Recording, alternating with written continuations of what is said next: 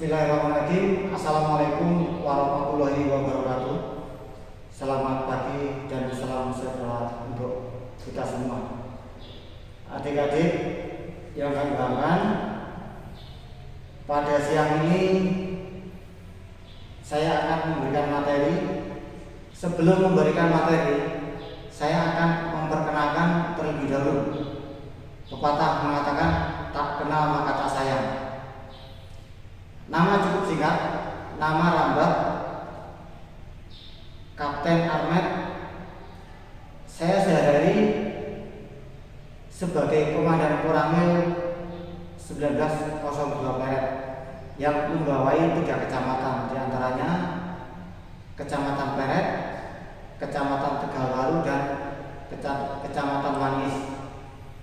Untuk tempat tinggal, saya di Desa Cempaka Sari, Kecamatan Cempaka, Kabupaten Purwakarta.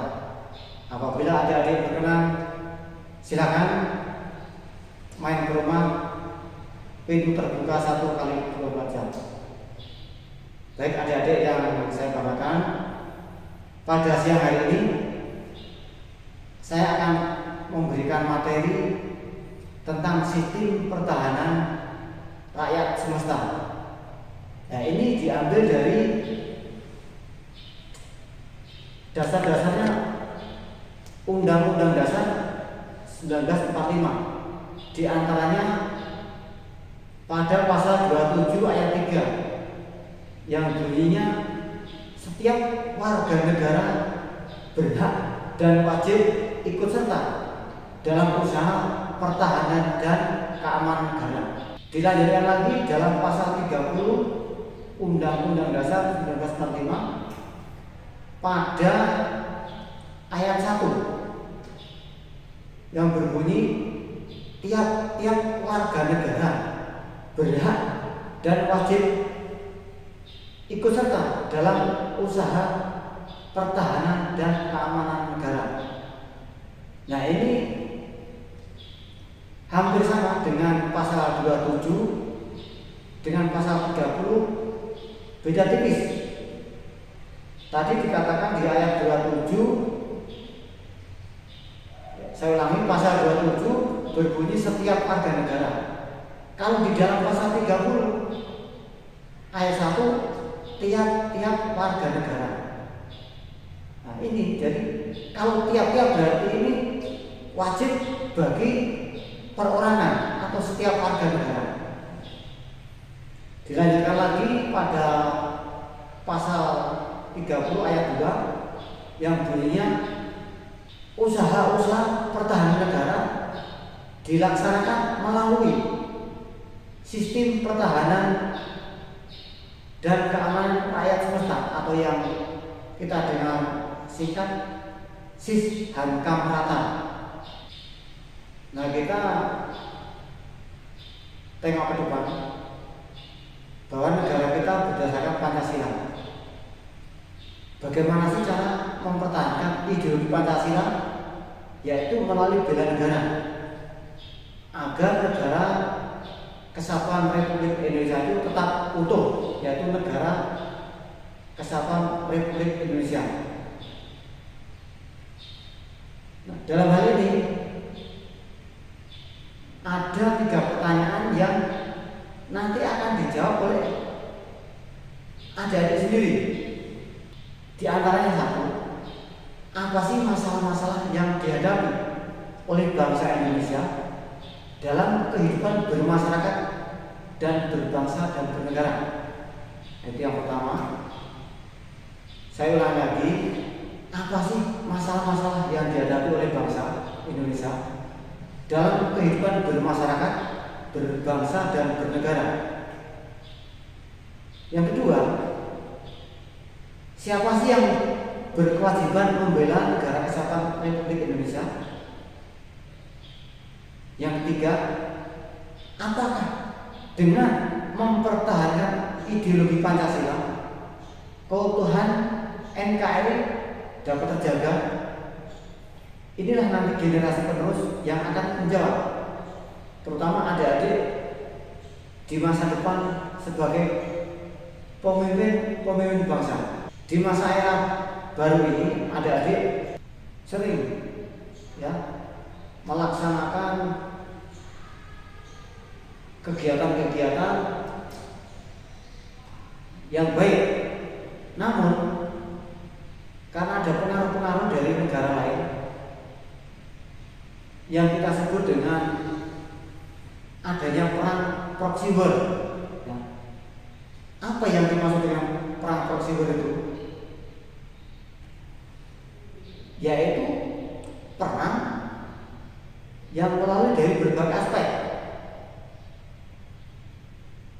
baik berbangsa dan bernegara, yaitu diantaranya melalui ideologi, politik, ekonomi, sosial budaya, dan pertahanan keamanan. Jadi ini menyerang dari segala aspek, sehingga tuntutan dari adik-adik ini, apalagi adik-adik ini sebagai generasi penerus, sebagai pemimpin bangsa, diharapkan adik-adik dapat konsisten untuk mempertahankan keutuhan negara Indonesia.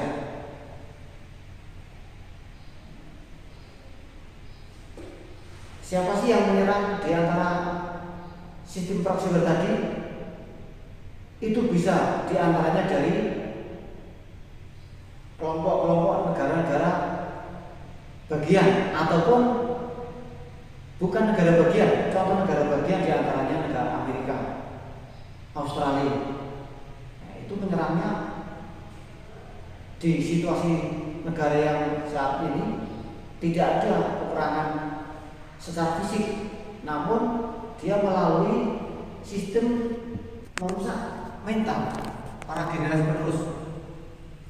Di antaranya bisa melalui medsos, melalui alat-alat yang lain, sehingga peran adik-adik ini di masa depan sangat menentukan.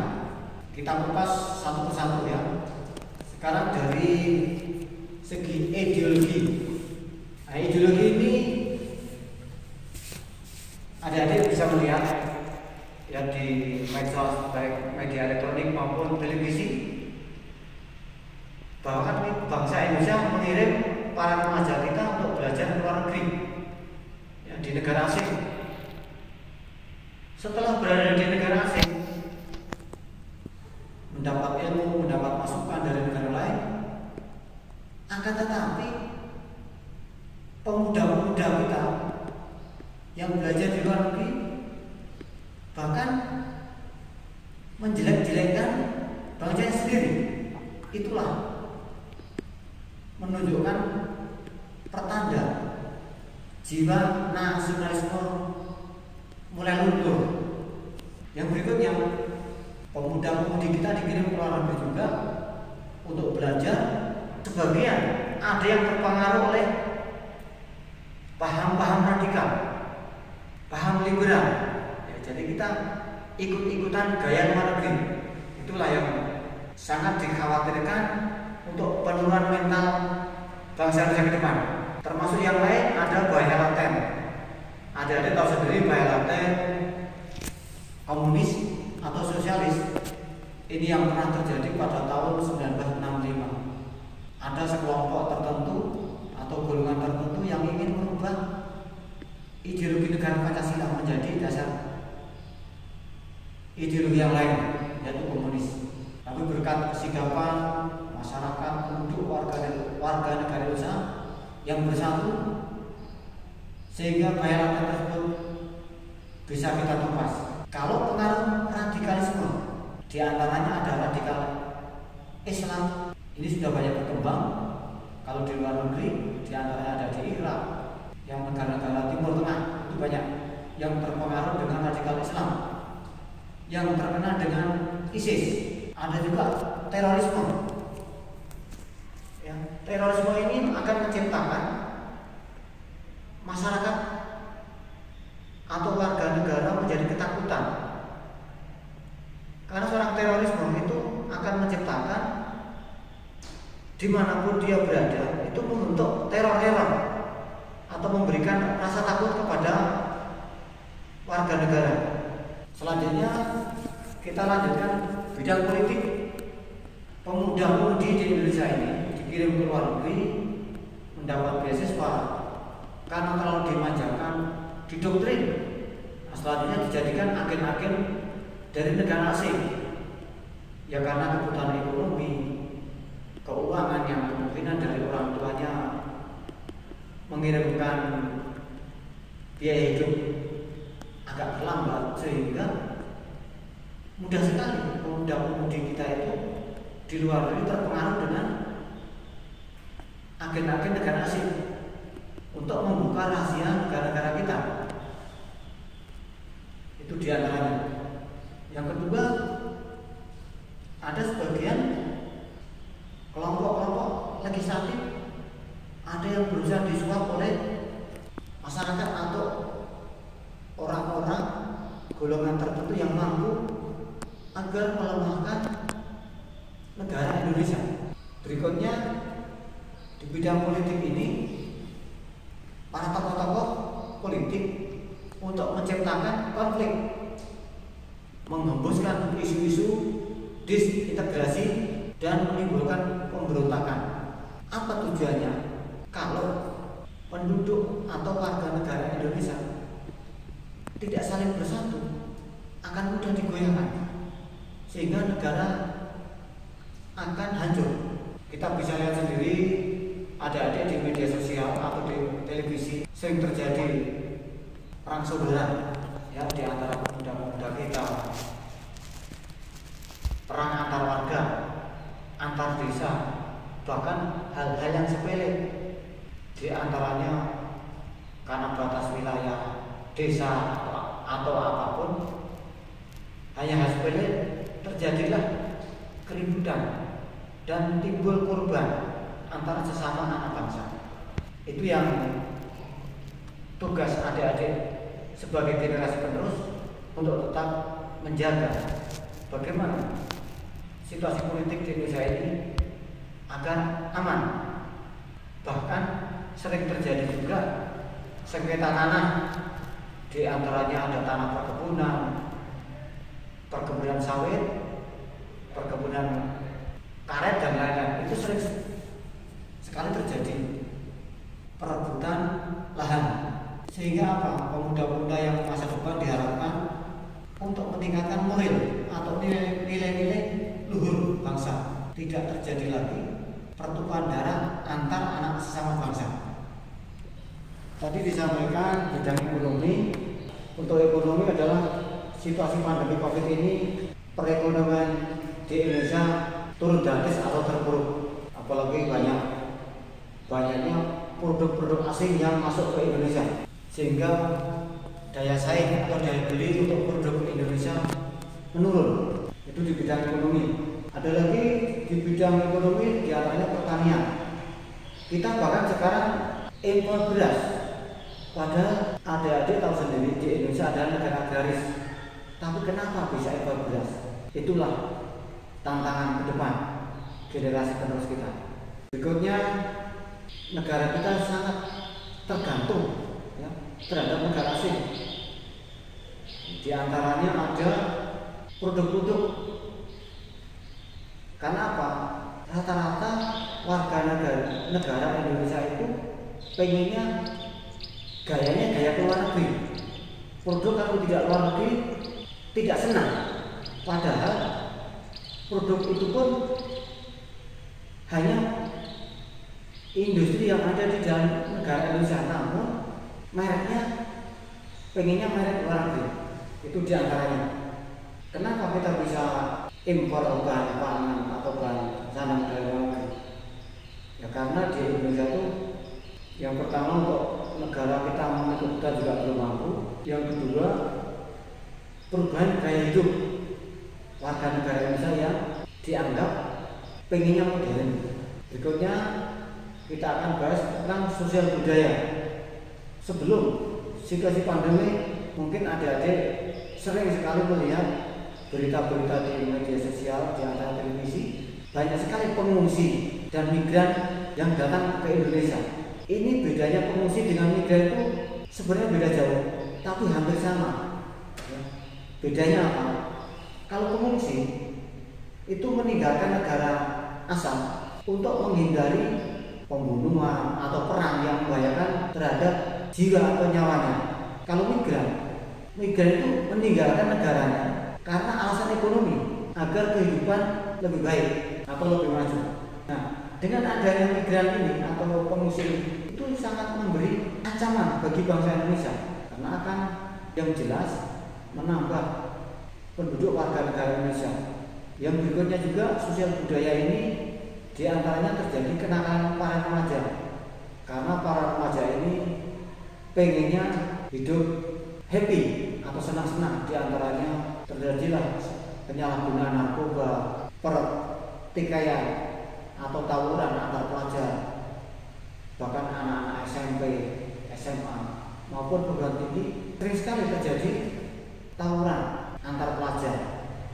Termasuk juga bahkan terjadi juga para mahasiswa merusak fasilitas umum, ya, kampus, kantor-kantor dibakar, termasuk bahkan fasilitas negara, mobil dinas, mobil pengangkut BBM, pengangkut sembako itu dihadang di jalan, dihancurkan.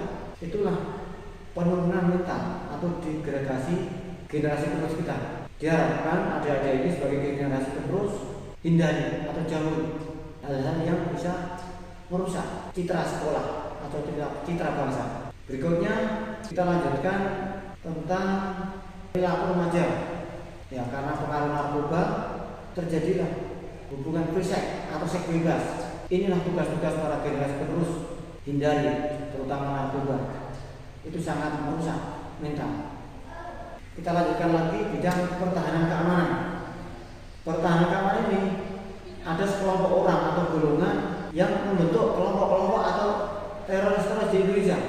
Ya, sehingga karena adanya kelompok-kelompok tersebut di Indonesia bahkan dituduh sebagai negara teroris.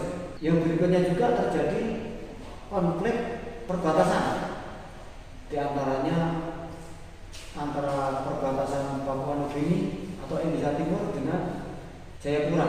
Itulah sering terjadi konflik perbatasan ataupun batas wilayah di Kalimantan antara Indonesia, Kalimantan dengan Malaysia. Itulah sering terjadi perebutan batas wilayah. Dengan adanya pertahanan ini, kita mengharapkan generasi penerus adik-adik ini untuk melanjutkan bagaimana sih negara kita ke depannya semakin kuat dan kokoh. Yang intinya adik-adik sebagai generasi penerus harus selalu meningkatkan atau tujuan meningkatkan wawasan kebangsaan, cinta tanah air, yang diantaranya yaitu menyegarkan atau menguatkan kesadaran untuk membangun ketahanan nasional di Indonesia.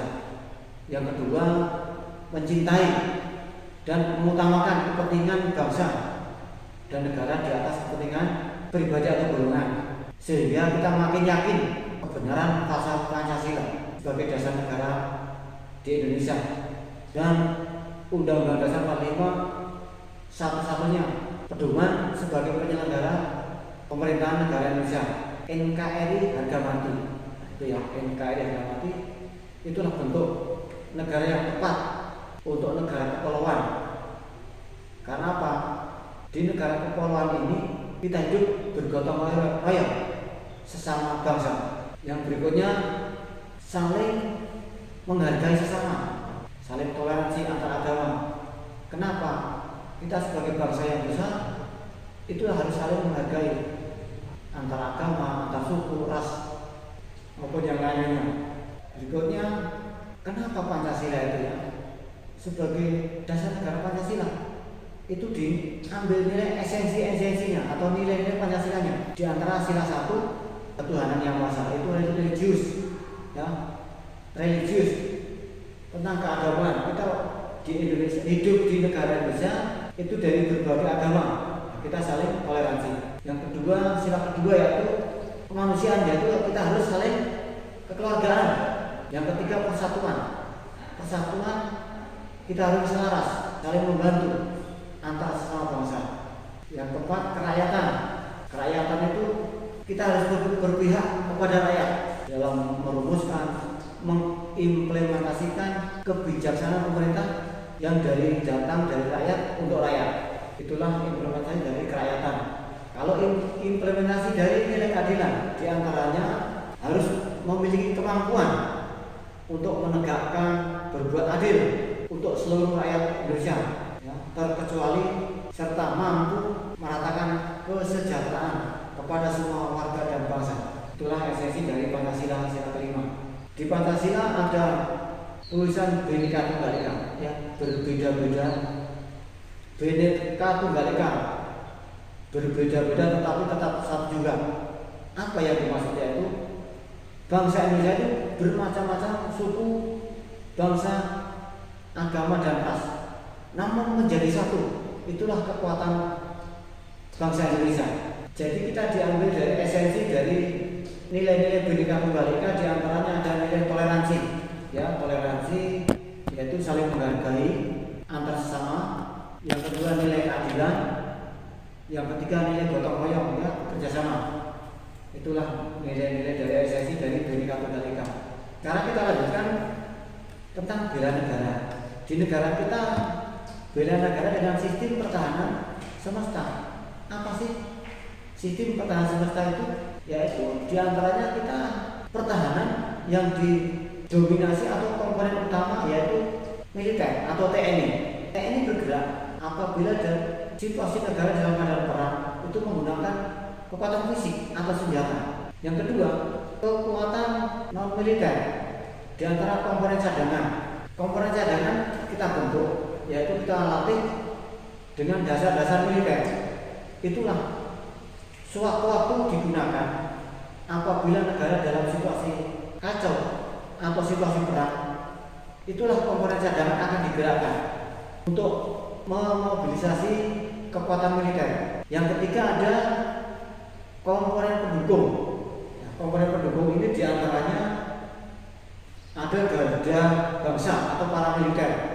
Diantaranya ada resimen mahasiswa yang ada di daerah, ada polisi pamung praja, ada satpam pengaman, ada linmas, ada organisasi kepemudaan, ada lagi organisasi bela negara, organisasi bela diri, termasuk satgas partai. Itulah garda bangsa non kombatan. Dan juga ada profesi, contoh profesi diantaranya dokter atau guru.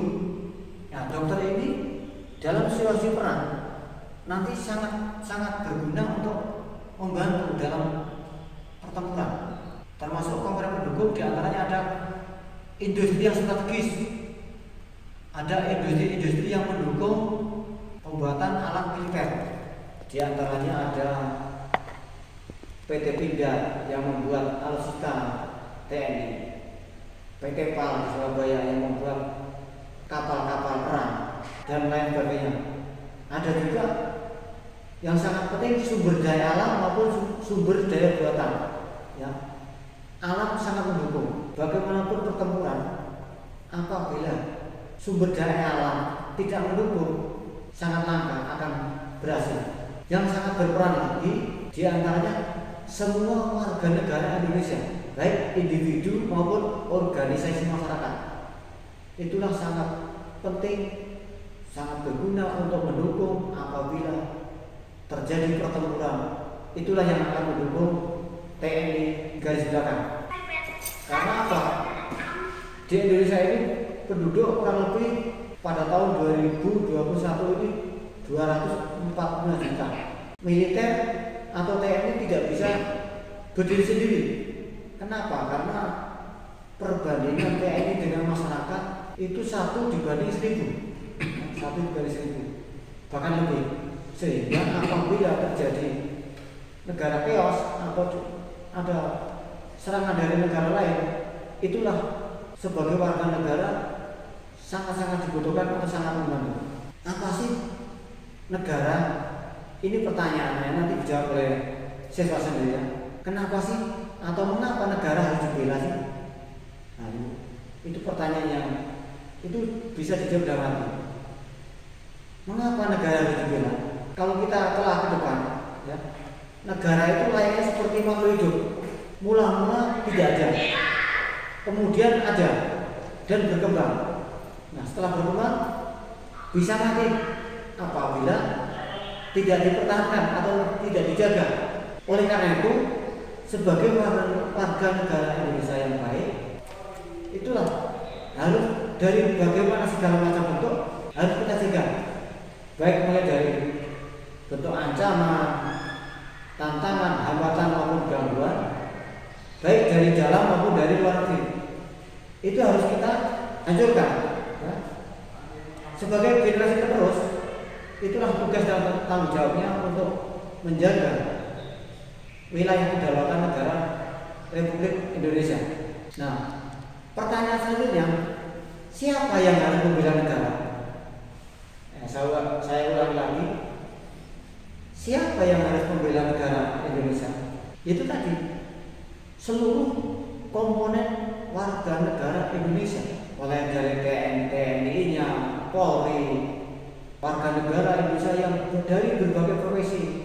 Ada dokter, ada guru, ada pekerja pabrik, buruh, petani. Nah, bagaimana caranya mempertahankan? Bekerjalah sebaik-baiknya sesuai dengan tupoksi masing-masing. Apabila sebagai dokter, sebagai tenaga medis, bekerjalah sebagai tenaga medis yang baik. Sebagai guru atau pengajar, mengajarlah kepada siswa-siswa kita yang baik. Atau sebagai murid atau siswa didik, belajar. Tugasnya belajar dan belajar agar negara kita menjadi maju. Atau juga bisa sebagai pekerja perusahaan atau guru, bekerja dengan baik. Itulah cara membela bangsa dan negara agar kuat. Jadi kita kembangkan ya nilai-nilai yang dikembangkan dalam bela negara ini, diantaranya yang pertama diharapkan seluruh warga negara Indonesia, terutama adik-adik sebagai generasi penerus dan pemimpin bangsa, satu ciptakan cinta tanah air. Ya, yang kedua sadar berbangsa dan bernegara. Yang ketiga yakin pada Pancasila sebagai ideologi negara. Itulah negara berdiri akan kokoh. Yang terakhir rela berkorban untuk bangsa dan negara. Itulah cikal bakal bangsa akan kuat. Saya kira itu materi yang saya bawakan. Apabila adik-adik masih banyak yang akan bertanya, silakan kita bisa komunikasi langsung ataupun lewat HP. Kita tunggu kapanpun, kita layani. Terima kasih. Sekian, wassalamualaikum warahmatullahi wabarakatuh.